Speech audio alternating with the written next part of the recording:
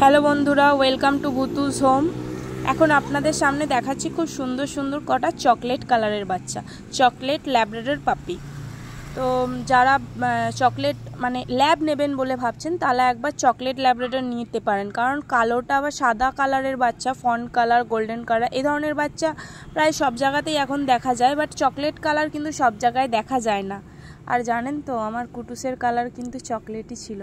ও খুবই সুন্দর আর খুবই মিষ্টি একটা বাচ্চা ছিল, দেখতেও সুন্দর, আবার স্বভাব চরিত্রেও সুন্দর। ল্যাব্রাডর বেসিক্যালি একটুখানি শান্ত, কথা শোনে, এরকম ধরনেরই ব্রিড হয়, কিন্তু কুটুস পুরোপুরি অন্যরকম ছিল।